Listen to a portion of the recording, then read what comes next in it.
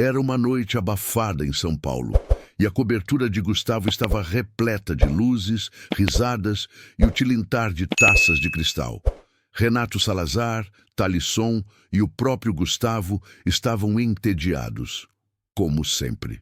Eram amigos desde a juventude rica e vazia e costumavam se divertir com apostas absurdas só para ver quem ousava mais. No centro da roda, uma pergunta surgiu entre goles de uísque. Qual de nós teria coragem de conviver com alguém que vive o oposto de tudo o que temos? A ideia foi de Talisson, sempre o mais debochado. Levar uma moradora de rua para casa por um mês inteiro, sem mudar nada na vida dela, só observar. Todos riram, achando ridículo, mas quando o assunto virou aposta, os olhos brilharam. Cartas na mesa, rodada de pôquer, e quem perdesse teria que cumprir. A sorte ou o azar caiu sobre Renato. Orgulhoso e frio, ele não quis recusar. Faço isso de olhos fechados, só não me peçam para gostar. No dia seguinte, os três saíram em um carro blindado, cruzando a madrugada das ruas do centro. Velho! E lá estava ela, sentada num canto da Praça da Sé, um cobertor rasgado sobre os ombros, um olhar perdido, mas que carregava uma estranha dignidade. Maíla tinha só 21 anos, mas o mundo já havia lhe roubado muito mais do que a infância. Renato apontou. Aquela ali vai ser ela. Nenhuma explicação. Nenhum convite gentil, só um aviso frio. Você vai comigo por um mês e depois some. Maíla hesitou, mas algo nos olhos dele, ou talvez dentro dela, disse que nada poderia ser pior do que o que ela já vivia. Entrou no carro. Silêncio. Eles não trocaram uma palavra. Apenas um pacto invisível se formava ali, mesmo que nenhum dos dois soubesse. Renato não sabia, mas ao colocar Maíla naquele banco de couro, estava abrindo a porta não da sua casa, mas do seu destino. O carro deslizou pelo asfalto da Zona Sul até parar diante de portões altos, vigiados por seguranças armados. Maíla olhava ao redor como quem observa um sonho que não é seu. Os olhos varreram o mármore branco, o jardim simétrico, os lustres dourados visíveis da entrada. O mundo que agora a recebia por um mês era feito de silêncio, ordem e solidão. Quando passou pela porta principal, segurou o cobertor com força. Sentia-se suja demais para aquele chão tão limpo. Renato não disse nada, apenas apontou o caminho com o queixo. Quarto de hóspedes, segundo andar, não toque em nada, não mexa em ninguém. O tom era seco, militar, como se ela fosse um objeto inconveniente. Maíla não respondeu. Subiu as escadas devagar, cada degrau ecoando como um julgamento. Quando chegou ao quarto, se deparou com uma cama maior do que qualquer espaço em que já havia dormido, e um banheiro, com espelhos, sabonetes franceses e toalhas dobradas como flores. Ela demorou para girar o registro do chuveiro. Quando a água quente tocou sua pele, sentiu-se dissolver. Chovia por dentro. As lágrimas se misturaram ao vapor, escorrendo silenciosas. Maíla passou horas no banho, como se lavasse não só a sujeira, mas os anos de abandono. Depois, com roupas limpas, um vestido que a governanta deixou na porta, desceu até a sala. Seu cabelo escuro agora descia pelos ombros como seda. O rosto, ainda que marcado pelo cansaço, revelava uma beleza inesperada. Uma mulher surgia ali como uma flor empurrando o concreto. Renato a olhou de relance. Quase não a reconheceu, mas não permitiu a si mesmo demonstrar qualquer surpresa. Voltou os olhos para o celular, o copo de vinho, o silêncio. O combinado é um mês, depois rua, murmurou. Maíla apenas assentiu com a cabeça.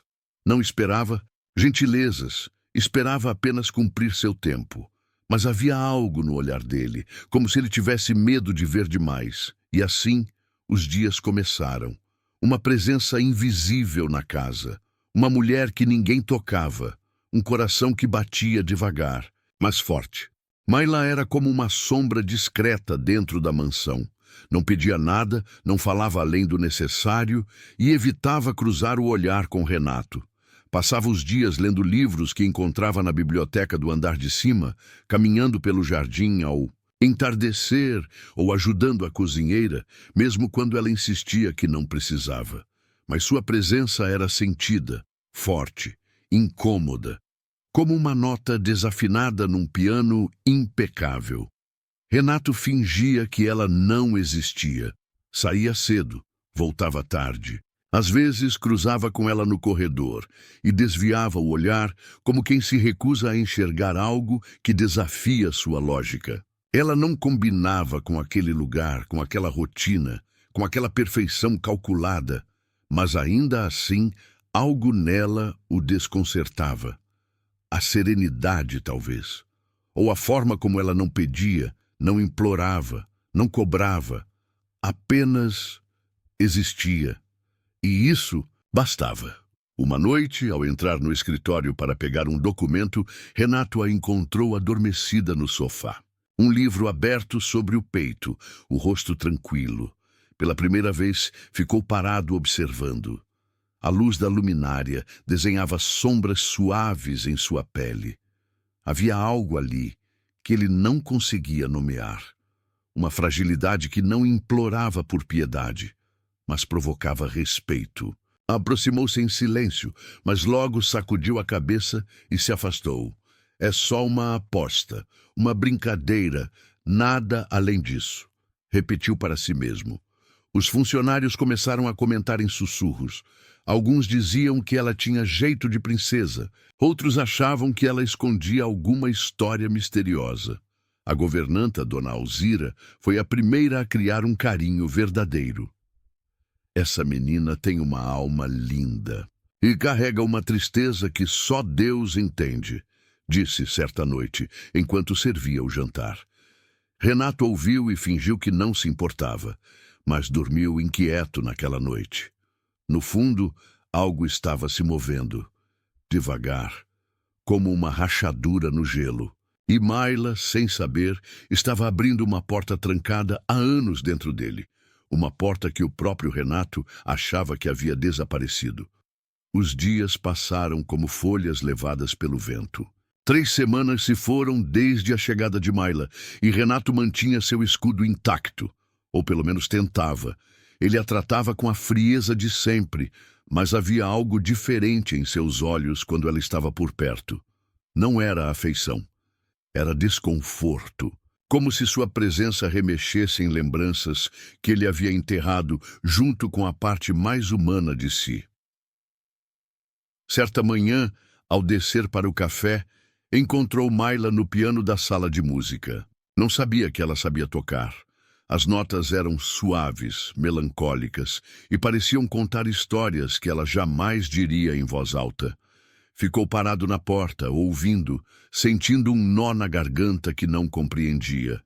Quando ela percebeu sua presença e parou, ele apenas disse, "Continue", e saiu, rápido, como quem foge de si mesmo. A partir daquele dia, Renato começou a reparar mais nela, nos detalhes, no jeito como ela olhava as plantas, como ria baixinho com Dona Alzira, como sempre, deixava tudo no lugar.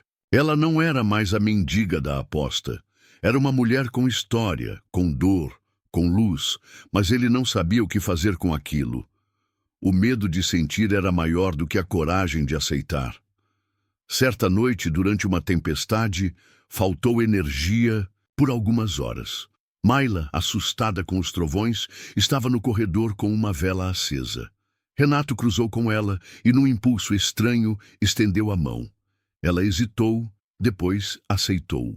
Caminharam juntos até a sala. Sentaram-se em silêncio, ouvindo a chuva bater nas janelas. Nenhuma palavra foi dita, mas algo ali mudou. Um elo invisível se formava, frágil, mas real. No dia seguinte, ao vê-la sorrir para um dos jardineiros, algo ardeu dentro dele. Um incômodo, uma pontada no estômago. Ciúme? Não, claro que não. Era só desconforto. Renato não era homem de se apegar, mas o tempo estava passando. E o que antes era apenas um prazo, agora soava como uma contagem regressiva que ele queria parar. E pela primeira vez em anos, Renato teve um sonho. Sonhou com uma família, uma casa cheia de vozes. E no centro de tudo, ela. O calendário marcava 7 dias para o fim da aposta. Uma semana, 7 madrugadas até que Mayla fosse embora da mansão. Renato contava os dias, mas, ao contrário do que pensava, não com alívio. A ideia de vê-la sair por aquela porta o esmagava de dentro para fora. Tentava racionalizar. Dizia a si mesmo que era apego ao novo, a rotina mudada, mas seu coração sabia. Era muito mais. Naquela manhã, Mayla apareceu na cozinha usando uma blusa que Alzira havia lhe dado. O cabelo solto, o rosto leve. Ela parecia feliz, e isso doeu, porque ele sabia que não tinha feito nada para isso. Pelo contrário, passou dias a ignorando, tratando-a com frieza, por medo de se envolver, de se machucar, de amar. Mas agora, aquele medo estava se tornando arrependimento. Enquanto ela tomava café com os funcionários, rindo como se pertencesse àquele lugar, Renato a observava do alto da escada. Algo dentro dele gritava: por que ela? Por que agora? Que justo quando ele tinha jurado não amar mais ninguém, lembrava-se da única vez que amou de verdade. Sua mãe, que morreu de forma trágica quando ele tinha 16 anos. Desde então, jurou que nunca mais se permitiria sentir. Mas Mayla o desarmava. Naquela noite ele tomou coragem. Bateu à porta do quarto dela. Mayla, surpresa, abriu devagar. Renato, nervoso, segurava uma caixinha. É, um presente, disse. Dentro havia um colar delicado com uma pedra azul marinho. Pensei em você quando vi. Não sei porquê. Mayla não sabia o que dizer. Apenas sorriu, emocionada. Era a primeira vez que ele se aproximava assim. Renato saiu dali com o coração acelerado. Aquilo não era caridade, não era culpa, era amor, mesmo que ele ainda não soubesse nomear. E naquela madrugada, enquanto olhava para o teto de sua suíte, ele disse em voz baixa: se ela for embora, eu vou com ela. Renato acordou diferente naquele dia. Pela primeira vez, não olhou o celular ao levantar. Foi até a varanda, respirou fundo e sentiu o vento tocar seu rosto. Era como se algo dentro dele tivesse despertado, algo que ficou anos adormecido. Ele sabia, aquela era a última semana, mas também sabia que não deixaria Mayla ir embora sem mostrar o que ela significava. Mesmo que ainda não conseguisse dizer com palavras. Naquela manhã, ele preparou um café da manhã especial e pediu que servisse no jardim. Quando Mayla apareceu, confusa, viu a mesa posta com flores, frutas, e ele esperando. Hoje eu quero conversar, saber de você, das suas histórias, de quem você é, disse com um olhar vulnerável. Mayla hesitou, mas se sentou, e ali, sob o sol suave, ela começou a falar, de onde veio, das dores, das perdas, da vida nas ruas e dos sonhos que enterrava para sobreviver. Renato escutou como nunca escutou ninguém, e, ao ouvir, chorou em silêncio, não pelas tragédias que ela viveu, mas pela força com que ela permaneceu de pé. A partir daquele dia, os momentos foram se tornando mágicos. Ele a levou para passear de helicóptero pela cidade, a levou ao teatro, deu a ela um vestido que parecia saído de um conto de fadas. Mas não era sobre luxo, era sobre mostrar a ela que merecia ser vista, ouvida, valorizada. Numa noite fria, acenderam a lareira e dividiram um vinho. Mayla perguntou: por que você está fazendo isso agora? Renato demorou para responder. Olhou nos olhos dela e disse: porque eu levei tempo demais para entender que a aposta acabou no dia em que você entrou por aquela porta. E naquele momento, ele tocou a mão dela pela primeira vez com carinho real.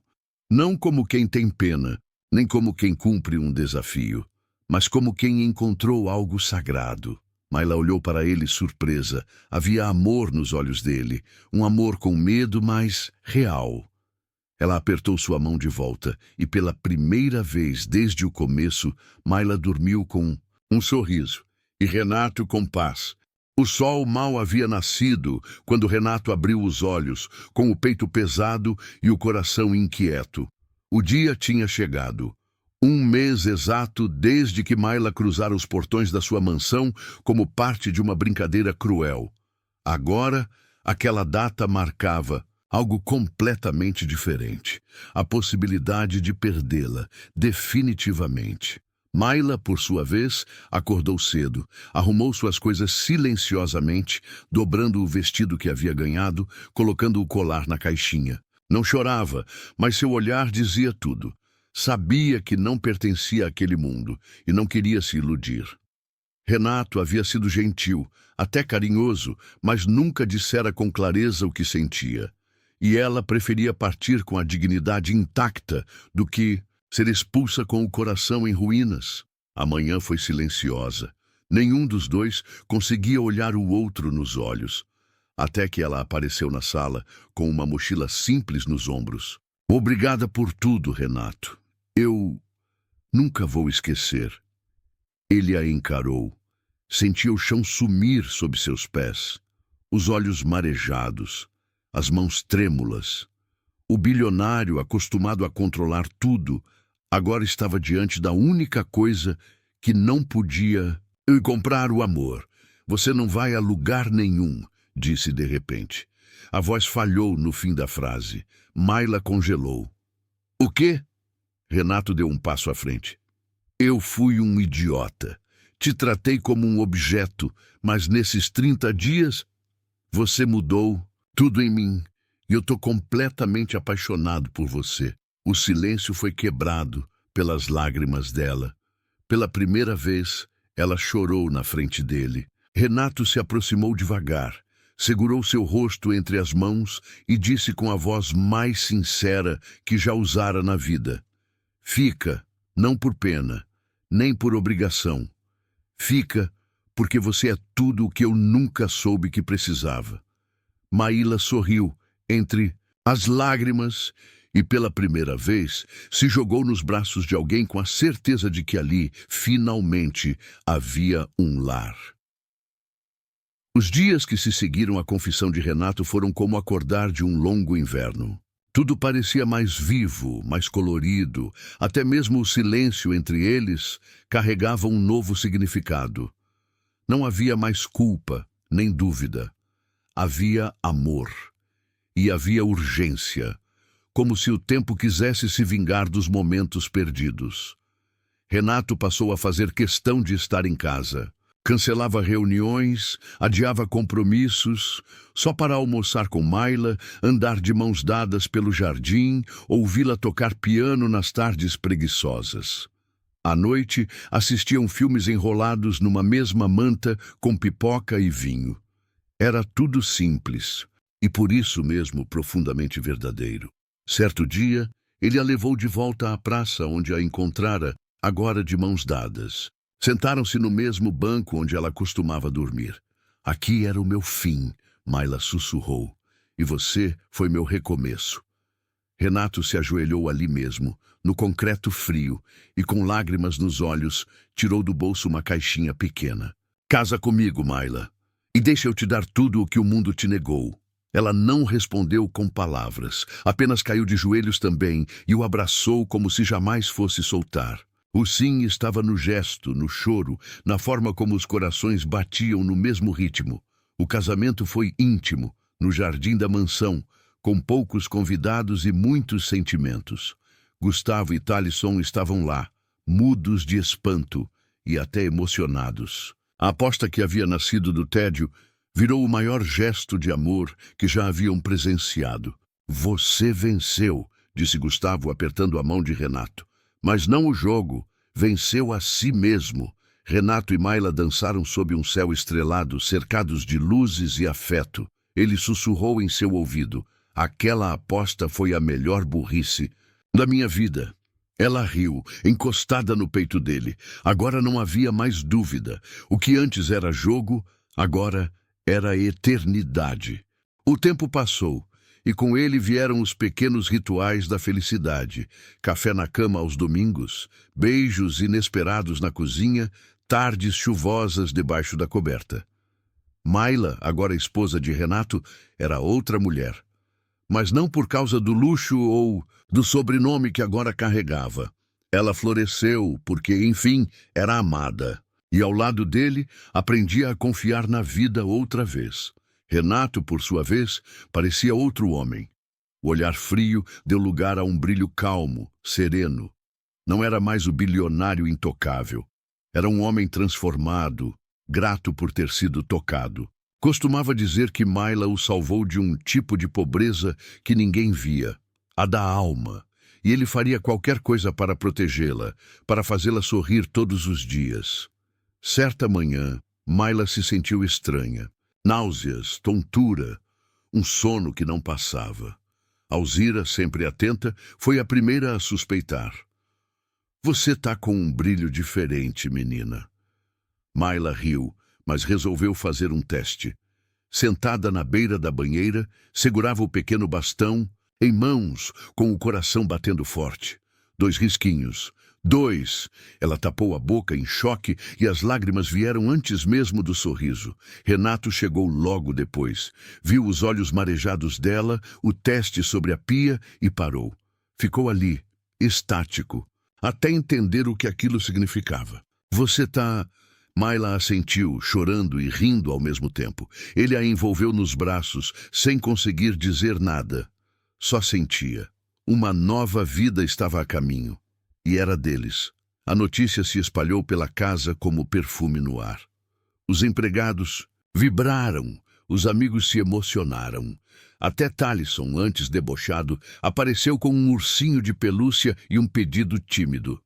Quero ser padrinho, pô! Renato e Mayla riram, aceitando com o coração aberto. Naquela noite, deitados, ela colocou a cabeça sobre o peito dele e sussurrou. Você acha que eu vou ser uma boa mãe? Ele a olhou, sério e doce. Você já é, desde o dia que a acolheu, meu coração partido e cuidou dele como ninguém. O grande dia chegou sob um céu cinza e uma chuva suave que parecia lavar o mundo. Mayla estava em trabalho de parto e Renato, aflito, andava de um lado para o outro nos corredores da maternidade, particular que mandou preparar com meses de antecedência. Mas naquele momento nenhum luxo importava, só o bem-estar dela, só o nascimento do amor em forma de gente. Horas depois, o choro invadiu o quarto, um som frágil, puro e ao mesmo tempo ensurdecedor. Era o som da nova vida que acabara de chegar. Lucas como ela quis, em homenagem ao irmão que perdeu nas ruas, ainda criança. Renato, ao ouvir o nome, chorou sem vergonha. Carregava o pequeno nos braços, e o mundo inteiro parecia caber naquele instante. Mayla, exausta, o observava com um sorriso calmo. Você lembra quem eu era, Renato? Ele se aproximou da cama, segurando o bebê, e respondeu, lembro. E foi justamente por isso que me apaixonei. Você é a mulher que nasceu das cinzas e ensinou um homem frio a sentir de novo. A vida, desde então, se dividiu entre mamadeiras, risos, noites em claro e abraços apertados. Gustavo e Talisson viraram tios corujas. Alzira, uma avó postiça. E Renato. Ele se tornou o homem que prometeu ser. Não o bilionário admirado, mas o pai presente, o marido apaixonado, o amigo de todas as horas. No jardim da mansão, onde tudo começou, Mayla agora caminhava com Lucas nos braços. Mostrava a ele o banco onde dormia, o lugar onde tocou piano pela primeira vez e a janela onde Renato a viu pela primeira vez com outros olhos. Aqui, filho, foi onde a mamãe descobriu que era possível recomeçar. Renato a observava da varanda, com um sorriso sereno. Sabia que jamais teria o controle da vida, mas tinha algo muito mais valioso, o amor real, improvável e arrebatador, que começou com uma aposta e virou destino. E enquanto o sol rompia por entre as nuvens, ele sussurrou para si mesmo. Eu achei que estava brincando, mas era a vida me dando a chance de ser feliz.